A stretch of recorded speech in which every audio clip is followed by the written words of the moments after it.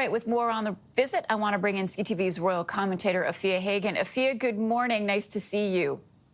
Nice to see you. Good morning. So what are you anticipating from the King and Queen's visit here to Canada?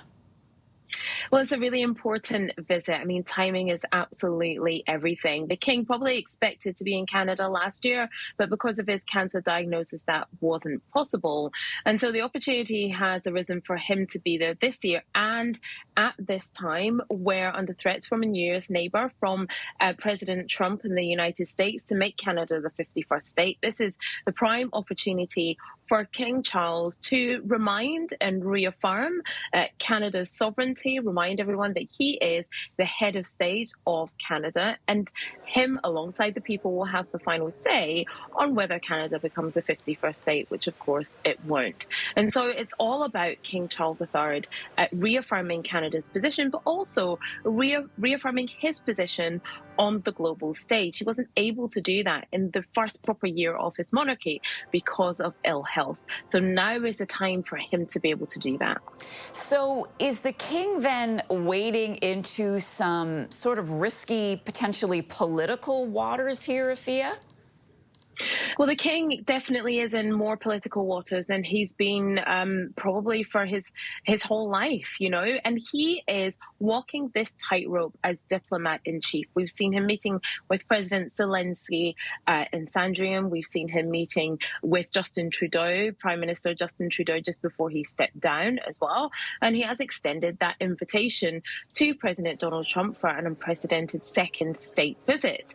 So he is walking this diplomatic tightrope where he's trying to keep a lot of people happy and trying to make sure that the relationships he maintains pan out well for all the countries involved. You know, the UK wants to have a good relationship with the United States because of trade. He has to maintain a great relationship with Canada because he is head of state. So yes, this is probably him at his most political. And yes, the monarch is supposed to remain apolitical, but he is the head of state of Canada as well as the United Kingdom, and he has to exert that power where he can. And so this really reinforces his place on the global stage.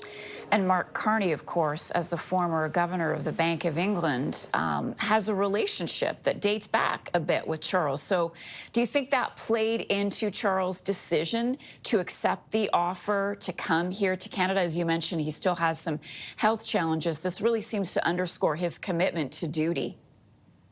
Yes, it absolutely does. I think it influenced Mark Carney to even extend the invitation in the first place, and certainly influenced King Charles to accepting that invitation. You know, we have seen him do much more this year than last year. While his treatment is ongoing, he has been much more active in his role. But I think the geopolitical sphere that we are in really influenced him to say, yes, you know, I will be there. I will stand up for Canada at this time when they really need it.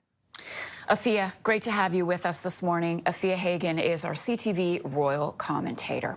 We, of course, will have special coverage of King Charles' visit to Canada. He arrives later this afternoon in the nation's capital after lunchtime, and then again for tomorrow's speech from the throne delivered by King Charles III. Our special coverage will be hosted by Omar Sachedina and Vashi Kapelis. That begins at 9 a.m. Eastern tomorrow, right here on CTV News Channel and ctvnews.ca.